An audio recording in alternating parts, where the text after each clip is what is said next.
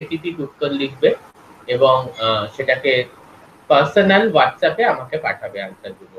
কারণ গ্রুপে উত্তর পোস্ট করলে কি হয়, ওই দেখা যায় সবারই এক উত্তর। প্রথমে যে পোস্ট করলো তার ৩ ঘন্টা পর দ্বিতীয় জন ওই মোটামুটি ওইটা দেখেই লিখেছে, ওটা ঠিক নয়।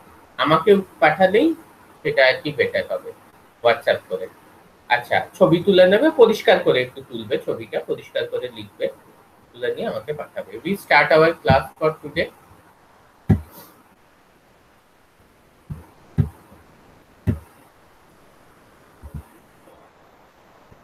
আচ্ছা, স্লাইড দেখা যাচ্ছে এবং আমার গলা শোনা যাচ্ছে তো?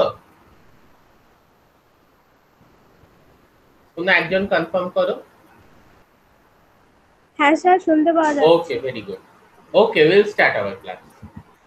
ঠিক আছে, তো নিউক্লিয়াস আমরা গতকালই এটা স্টার্ট করেছিলাম এবং কিছু কিছু জিনিস আমরা শুনলাম। তারপর আমরা খুব ইন্টারেস্টিং জিনিস, যে ওই যে মনোজাইগোটিক টুইনস, হ্যাঁ, জুড়ওয়া, সব এক দেখতে, এক জেনেটিক গঠন সব পুরো এক, কিন্তু তাদের চারিত্রিক বৈশিষ্ট্য এত আলাদা হচ্ছে কেন? এই ব্যাপারটা, সেটা তো একটা পারিপার্শ্বিক যে এনভায়রনমেন্ট আছে, হ্যাঁ, বাতাবরণের একটা প্রভাব অবশ্যই পড়ে। এবং সে প্রভাবটা কিসের মাধ্যমে? না, হিস্টোনের সাথে যে ডিএনএ প্যাকড অবস্থায় থাকে, জড়ানো অবস্থায় থাকে, সেটা দ্বারা আর কি এইটা আর কি কন্ট্রোল হয় বা নিয়ন্ত্রিত হয়। ওকে, নেক্সট আমরা যেটা চলে যাচ্ছি, এই নিউক্লিয়াসের একটু ব্যাপারটা আমরা পড়ে নিই।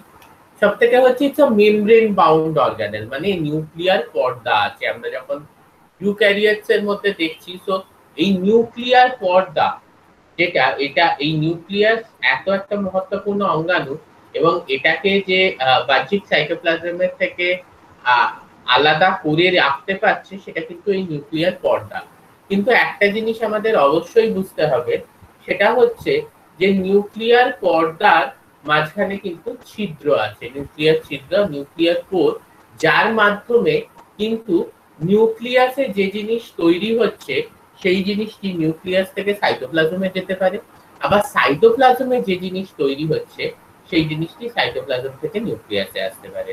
এইটা তোমরা কালকেও আমি বলেছি, নিশ্চয়ই জানো যে প্রোক্যারিয়েট এবং ইউক্যারিয়েট এই দুটো সিস্টেমের মধ্যে সব থেকে বড় ডিফারেন্সটা হচ্ছে গিয়ে, আমরা তো প্রোক্যারিয়েট ইউক্যারিয়েটের ডিফারেন্সটি অনেক কিছু বলে থাকি, যে একটার মধ্যে একটি সংগঠিত নিউক্লিয়াস আছে বা আদর্শ নিউক্লিয়াস আছে, অন্যটির মধ্যে নেই, ইত্যাদি ইত্যাদি। অঙ্গাণুও বলে থাকি, একটির মধ্যে কি কি অঙ্গাণু আছে, অন্যদের মধ্যে নেই। রাইবোজোম আলাদা, eukaryotes 80s, prokaryotes 70s. But a very very important thing is a process that is in eukaryotes, transcription and translation are not simultaneous processes. মানে ট্রান্সক্রিপশন এবং ট্রান্সলেশন, এই দুটো প্রসেস কিন্তু ইউক্যারিওটিক অর্গানিজমের মধ্যে সিমালটেনাস নয়। ট্রান্সক্রিপশন কোথায় সংগঠিত হয়? এটি নিউক্লিয়াসের মধ্যে সংগঠিত হয় ইউক্যারিওটে, এবং ট্রান্সক্রিপশন হওয়ার পরে যে এমআরএনএ তৈরি হয়, সেই এমআরএনএ নিউক্লিয়াসের থেকে নিউক্লিয়ার ছিদ্র দিয়ে বাইরে চলে আসে। কেন? না, এমআরএনএ থেকে যে প্রোটিন সংশ্লেষ হবে সেটা কোথায় হবে? সেটা রাইবোজোমে হবে, আইদার ফ্রি রাইবোজোমে হবে বা ribosome attach to the endoplasmic reticulum, যেটাকে আমরা রাফ ইআর বা আর ইআর বলি। ঠিক আছে, তাহলে রাফ এন্ডোপ্লাজমিক রেটিকুলাম বা ফ্রি রাইবোজোম দুটোই যেহেতু সাইটোপ্লাজমে আছে, ফলে ট্রান্সক্রিপশনের মাধ্যমে যে এমআরএনএ টি নিউক্লিয়াসে তৈরি হয়েছে, সেই এমআরএনএ টি কিন্তু তোমার আসতে হবে নিউক্লিয়াসের বাইরে, নিউক্লিয়ারের ছিদ্র দিয়ে দিয়ে সেটি রাইবোজোমে পৌঁছবে, তবেই কিন্তু ট্রান্সলেশন বা প্রোটিন সংশ্লেষ হতে পারবে। এর মধ্যে আরো অনেক প্রসেস থাকে, সেটাকে আমরা বলে থাকি কি হচ্ছে স্প্লাইসিং। মানে হচ্ছে যে তোমরা হয়তো শুনেই থাকবে যে নিউক্লিয়াসে যে টিআরএনএ, আরআরএনএ বা স্মল নিউক্লিওলার আরএনএ, টিআরএনএ হচ্ছে ট্রান্সফার আরএনএ, এটা তোমার প্রোটিন সংশ্লেষে সাহায্য করে।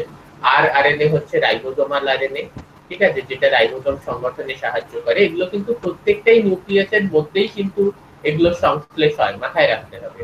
এবং স্মল নিউক্লিওলার আরএনএ এরও অনেক ইয়ে আছে, স্প্লাইসিং টাইসিং এর রোল আছে, যেটার ব্যাপারে আমি বলবো এক্ষুনি। তা এই যে আমার এমআরএনএ, এটা কিন্তু ঠিক এমআরএনএ ফর্মে নিউক্লিয়াসের মধ্যে সৃষ্টি হয় না। তাহলে যে জিনিসটা তৈরি হয় সেটাকে বলা হয় নিউক্লিয়াসে HNRNA বা হেটেরো নিউক্লিয়ার আরএনএ। কেন না ইউক্যারিওটে জিন হচ্ছে গিয়ে স্প্লিট জিন। স্প্লিট জিন কথাটার মানে কি যে ইউক্যারিওটের জিনে শুধু যে প্রোটিন কোড করার অংশ আছে তা নয়, হ্যাঁ, নন কোডিং রিজিয়নও আছে। ঠিক আছে, এই যে কোডিং পার্টটা এটাকে আমরা বলে থাকি কি হচ্ছে এক্সন। যে পার্টটি প্রোটিনের আলটিমেটলি রূপান্তরিত হচ্ছে প্রোটিনের কোডে, সেটাকে আমরা বলে থাকছি গিয়ে হচ্ছে এক্সন। এবং এক্সনের মাঝে মাঝে যে জায়গাগুলো নন কোডিং সেই জায়গাগুলো হচ্ছে গিয়ে ইন্ট্রন। ঠিক আছে, তাহলে স্প্লিট জিন বা ইউক্যারিওটিক জিনের মধ্যে এক্সন ইন্ট্রন দুটোই আছে। ওকে, ফাইন। তাহলে এই এই যে তাহলে যে এমআরএনএটা তৈরি হলো যেটাকে আমরা হেটেরো নিউক্লিয়ার আরএনএ বা HNRNA বলছি, তার মধ্যেও কিন্তু এই এই ইন্ট্রন এবং এক্সন এই ধরনের জিনিস কিন্তু থেকে যাচ্ছে। এইবার যেটা করতে হবে সেটা হচ্ছে স্প্লাইসিং। স্প্লাইসিং একটি মেকানিজম বা একটি পদ্ধতি যার মাধ্যমে কি হচ্ছে না আমরা ইন্ট্রন গুলোকে বাদ দিয়ে এক্সন গুলোকে জুড়ে দিচ্ছি একে অপরের সাথে। ঠিক আছে, এই ইন্ট্রন গুলোকে বাদ দিয়ে এক্সন গুলোকে জুড়ে দেওয়ার পরে এই যে হেটেরোনিউক্লিয়ার আরএনএ ছিল যার মধ্যে ইন্ট্রন এক্সন দুটোই ছিল, সেটা কিন্তু আলটিমেটলি এমআরএনএ তে তৈরি হলো এবং সেটি ট্রান্সপোর্টেড হয়ে গেল গিয়ে হচ্ছে তোমার রাইবোসোমে। তাহলে দেখো নিউক্লিয়াসের মধ্যে কিন্তু একাধিক প্রসেস ঘটছে। ঠিক আছে, কেউ এসছে নাকি?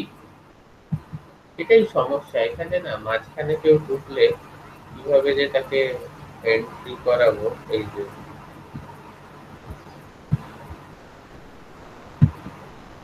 ক্লাসের শুরুতে জয়েন করার চেষ্টা করো। আচ্ছা, নিশ্চয়ই দেখা যাচ্ছে।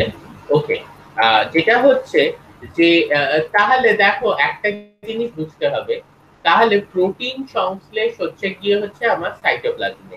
কিন্তু একটা জিনিস ভেবে দেখো যে নিউক্লিয়াসের মধ্যে যে ডিফারেন্ট প্রসেসেস চলছে নিউক্লিয়াসের মধ্যে, what are the processes that are going inside the nucleus? এই যে রেপ্লিকেশন, এটা নিউক্লিয়াসের মধ্যে হচ্ছে, ট্রান্সক্রিপশন নিউক্লিয়াসের মধ্যে হচ্ছে। তা এই যে সব প্রসেসেস গুলো ফিজিওলজিক্যাল প্রসেসেস, এই প্রসেসেস গুলো জন্যও কিন্তু আমার বিভিন্ন প্রোটিন লাগছে।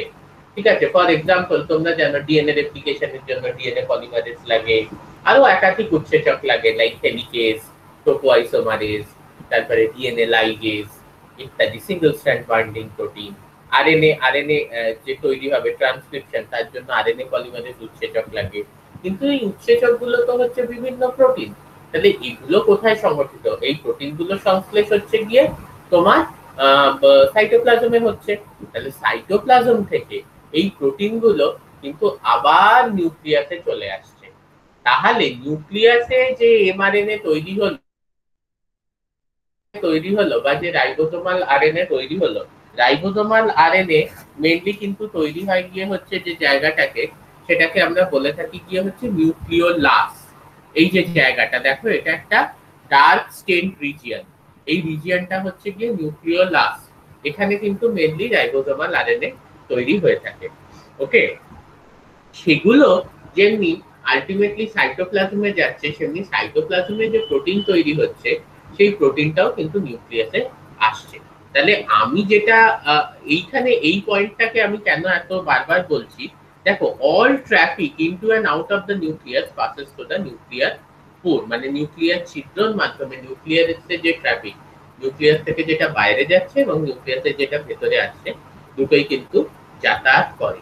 এবং এই যে নিউক্লিয়ার এনভেলাপ, এটা কি? এটা একটা ফসফোলিপিড বাইলেয়ার। আমাদের যেমনি কোষ পর্দা যেরকম, সেল মেমব্রেন যেরকম, ঠিক আছে, দুটো লেয়ার থাকে ফসফোলিপিডের। তো this is also a phospholipid bilayer and this is a command centre. মানে এটা কিন্তু সম্পূর্ণ আমাদের কোষের মধ্যে যা জৈব রাসায়নিক বিক্রিয়া হচ্ছে এবং আমাদের all the physiological responses that are happening within our body is ultimately controlled by the nuclei of different cells. Okay, এখানে আমরা একটু দেখে নিই তাহলে ইনবাউন্ড ট্রাফিক, যে ধরনের ট্রাফিক আর কি নিউক্লিয়াসের ভেতরে ঢুকছে সেগুলো কি কি। হ্যাঁ, মানে সাইটোপ্লাজমের থেকে নিউক্লিয়াসের ভেতরে ঢুকছে। Inbound traffic includes all nuclear proteins, মানে যে প্রোটিনগুলো আর কি নিউক্লিয়াসের মধ্যে কাজ করবে, যেমনি বললাম বিভিন্ন উৎসেচকের নাম, DNA polymerase, RNA polymerase etcetera. Ribosomal proteins, যেগুলো আর কি কোথায় যাবে না, নিউক্লিওলাসে যাবে, কারণ আমি জানি যে আরআরএনএ সিনথেসিস কিন্তু বা রাইবোসোমাল আরএনএ সিনথেসিস নিউক্লিওলাসে হচ্ছে। আর what are the outbound traffic, মানে নিউক্লিয়াসের থেকে যেটা বাইরে যাবে, এক হচ্ছে এমআরএনএ, কারণ এমআরএনএ কে রাইবোসোমে যেতে হবে যেখানে প্রোটিন সংশ্লেষ হবে। আর হচ্ছে বিভিন্ন রাইবোসোমাল সাব ইউনিটস, কারণ সেগুলো নিউক্লিওলাসে সিনথেসিস হলেও সেগুলোর ফাংশন তো আর নিউক্লিওলাসের মধ্যে নয়, মানে নিউক্লিওলাস এই রিজিয়নটায় সেগুলো সংশ্লেষ হলেও সেগুলোর ফাংশনটা তো আর নিউক্লিওলাসে নয়, ফাংশনটা কিন্তু হচ্ছে গিয়ে সেগুলো সাইটোপ্লাজমে। ওকে, তাহলে কি হবে, ultimately ribosomal sub unit after synthesis nucleus ছিদ্র দিয়ে ওটা পার হয়ে সাইটোপ্লাজমে চলে যাবে। ঠিক আছে, তারপরে দেখো the nuclear envelope consist of phospholipid bilayer, আমরা সবাই জানি এটা। ঠিক আছে, এবং এগুলো পারফোরেটেড, মানে পারফোরেটেড মানে ছিদ্র থাকে, নিউক্লিয়াস এনভেলপের বিভিন্ন জায়গায় ছিদ্র থাকে। নিউক্লিয়ার পর্দা যেটা, সেটা ফসফোলিপিড বাইলেয়ার, বিভিন্ন জায়গায় ছিদ্র আছে যেটাকে আমরা নিউক্লিয়ার কোর বলছি। আচ্ছা, এবং সব থেকে যেটা ইম্পর্টেন্ট সেটা হচ্ছে নিউক্লিয়ার এনভেলপে দুটো খুব ইম্পর্টেন্ট রোল আছে। এই দুটো রোল কি কি, একটা হচ্ছে যে এই নিউক্লিয়াসের যে শেপটা আছে, the shape of the nucleus is maintained by this nuclear পর্দা। নিউক্লিয়ার পর্দার সাহায্যে কিন্তু নিউক্লিয়াসের যে শেপটা আছে, ঠিক আছে, আকারটা কিন্তু ওটা প্রপারলি নিয়ন্ত্রিত হচ্ছে এবং মেইনটেইন হচ্ছে। আর কি না, বাইরে কি থাকবে এবং ভেতরে কি থাকবে, দুটো এনভায়রনমেন্টকে আলাদা করে দেওয়া হচ্ছে। সাইটোপ্লাজমিক এনভায়রনমেন্ট এবং নিউক্লিয়ার এনভায়রনমেন্ট, এই দুটো এনভায়রনমেন্টকে কিন্তু কমপ্লিটলি আলাদা করে দেওয়া হচ্ছে নিউক্লিয়ার পর্দার সাহায্যে।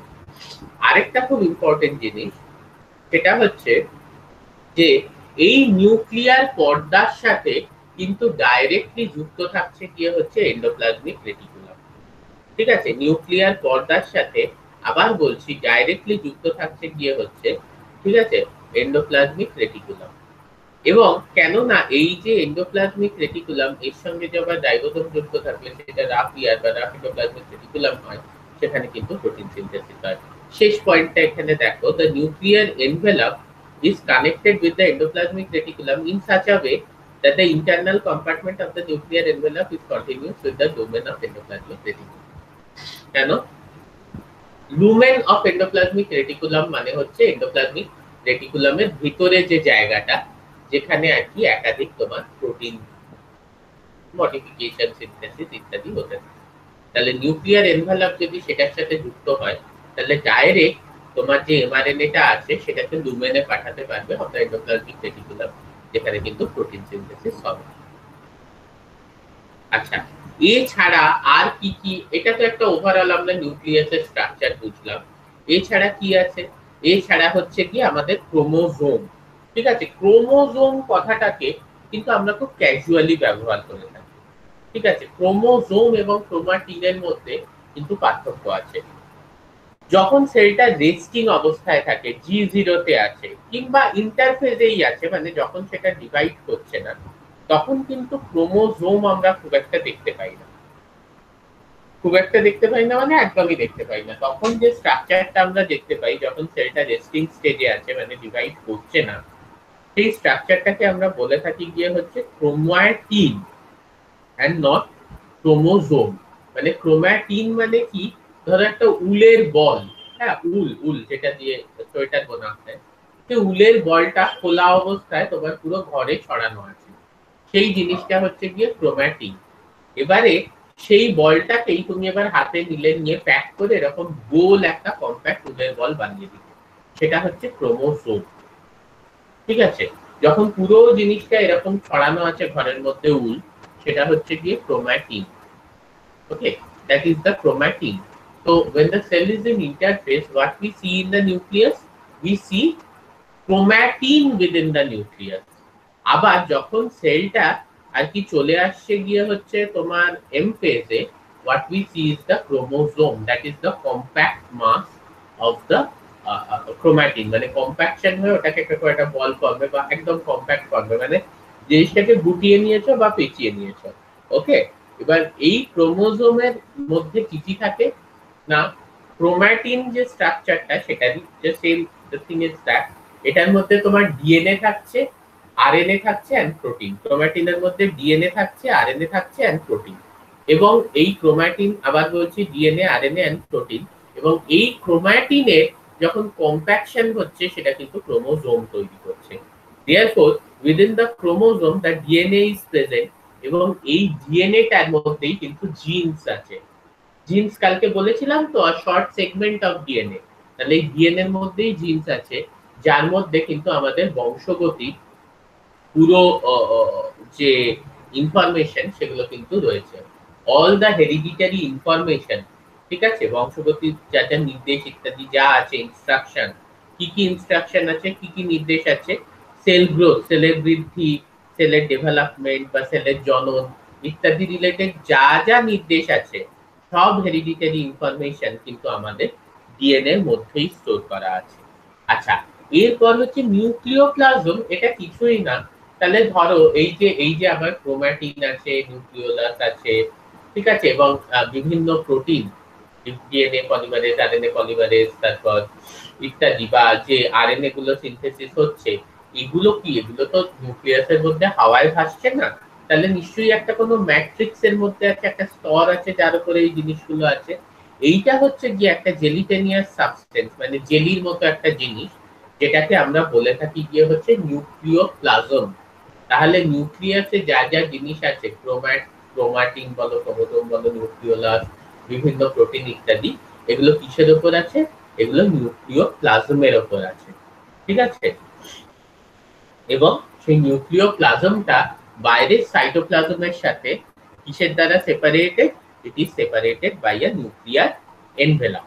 ওকে, then nucleolus, but nucleolus is a different structure that is important for rRNA or ribosomal RNA synthesis, but this is not a membrane bound structure.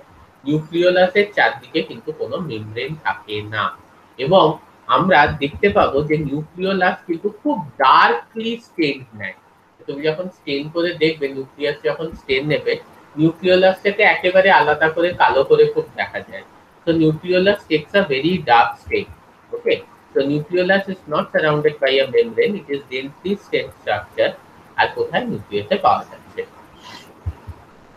Now we come to the functions of the nucleus. ঠিক আছে, এই দেখো functions of the nucleus, এগুলো তো বলতে বলতে, structure বলতে বলতেই অলরেডি সব বলেই দিয়েছি। তাও যেটা হচ্ছে যে আমাদের যে কটা হেরিডিটারি ক্যারেক্টারিস্টিক আছে, চারিত্রিক বৈশিষ্ট্য, বাহ্যিক বৈশিষ্ট্য, বিভিন্ন ধরনের জৈব রাসায়নিক বিক্রিয়া যা ঘটছে, এবং এছাড়াও সেল গ্রোথ, সেলের বৃদ্ধি, ডেভেলপমেন্ট, এবং সেলুলার রিপ্রোডাকশন, সেলের জনন প্রক্রিয়া ইত্যাদি, কোষ বিভাজন, এই পুরোটাই কিন্তু আলটিমেটলি কন্ট্রোলড হচ্ছে প্রোটিনের দ্বারা। আর প্রোটিন কিভাবে তৈরি হচ্ছে? প্রোটিন তৈরি হচ্ছে বাই দ্য এক্সপ্রেশন অফ জিন। জিন এক্সপ্রেশনের মাধ্যমে প্রোটিন তৈরি হচ্ছে। আর এই জিন এক্সপ্রেশনটা, এটা কোথায় হচ্ছে? হোয়াট ইজ জিন এক্সপ্রেশন? আমি তোমাদের লাস্ট ক্লাসেই বলেছিলাম, জিন এক্সপ্রেশন মেনলি হচ্ছে যে ডিএনএ এর মধ্যে যে জিনগুলো আছে সেগুলো কতটা ট্রান্সক্রিপশনের সাহায্যে এমআরএনএ তৈরি করতে পারছে। আবার বলছি, জিন এক্সপ্রেশন মেনলি হচ্ছে যে ডিএনএ এর মধ্যে যে জিনগুলো আছে সেগুলো কতটা ট্রান্সক্রিপশনের সাহায্যে এমআরএনএ তৈরি করতে পারছে। কোথায় তৈরি হচ্ছে? নিউক্লিয়াসের ভেতরে।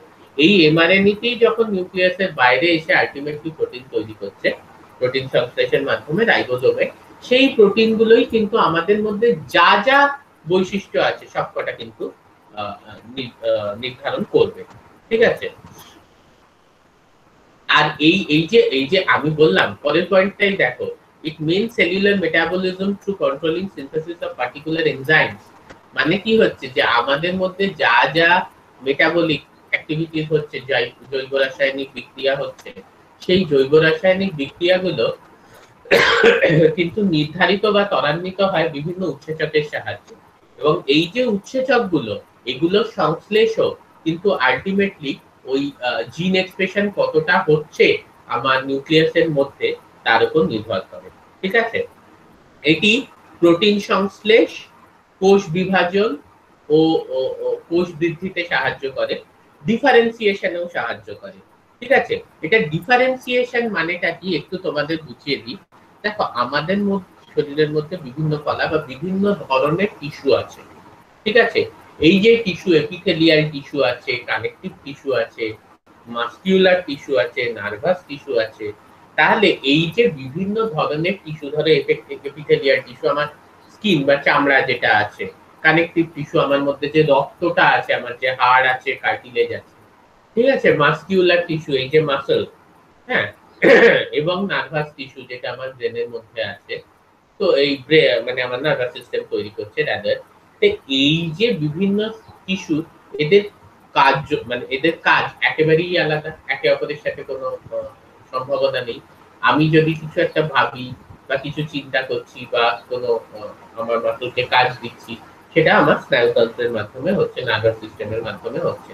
আমি যদি তোমাকে একটা ঘুষি মারি, সেটা মেইনলি আমার স্কেলিটাল মাসলস রেসপন্সিবল। ওকে, বা আমার শরীরে যে অক্সিজেন বিভিন্ন পার্টে যাচ্ছে সেটার জন্য কানেকটিভ টিস্যু রেসপন্সিবল। তাহলে আমি যে কথাটুকু বলতে চাইছি সেটি হচ্ছে যে এই যে বিভিন্ন টিস্যু আছে তার সেলগুলো কিন্তু কমপ্লিটলি আলাদা। কি হলো, আবার কেউ এলো নাকি?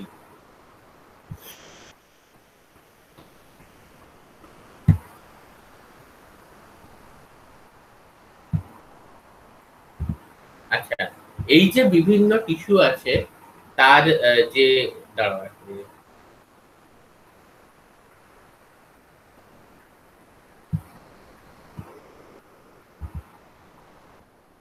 এই এই যে বিভিন্ন টিস্যু আছে তার সেলের যে টাইপগুলো, সেলের টাইপগুলো কিন্তু কমপ্লিটলি আলাদা। হ্যাঁ, বুঝতেই পারছি আমরা, এপিথেলিয়াল টিস্যু সেল একটা ডিফারেন্ট ফাংশন করবে, কানেকটিভ টিস্যু সেল একটা ডিফারেন্ট ফাংশন করবে, নার্ভাস টিস্যু সেল একটা ডিফারেন্ট ফাংশন করবে, আর মাসকিউলার টিস্যু সেল একটা ডিফারেন্ট ফাংশন করবে। আবার এই এক এক ধরনের টিস্যু, আমি যদি কানেকটিভ টিস্যু দিয়ে দিই, বিভিন্ন হয়। ব্লাড বললাম যেটা, বোন, হাড়, cartilage, areolar connective tissue, adipose connective tissue, adipose tissue যার মধ্যে আমাদের ফ্যাট স্টোর থাকে। তো প্রত্যেকটা টিস্যুর যে সেলগুলো আছে সেগুলো আলাদা। তাহলে একটা নির্দিষ্ট টাইপের সেল থেকে যে ডিফারেন্সিয়েট, ঠিক আছে, ডিফারেন্সিয়েট করে এই বিভিন্ন ধরনের সেল তৈরি করে, যে এক একটি সেলের এক একটি নির্দিষ্ট কাজ থাকে, এক একটি নির্দিষ্ট কলা বা টিস্যুর মধ্যে, এক একটি কোষের একটি নির্দিষ্ট কাজ থাকে এক একটি নির্দিষ্ট টিস্যুর মধ্যে। এই প্রসেসটা হচ্ছে গিয়ে ডিফারেন্সিয়েশন।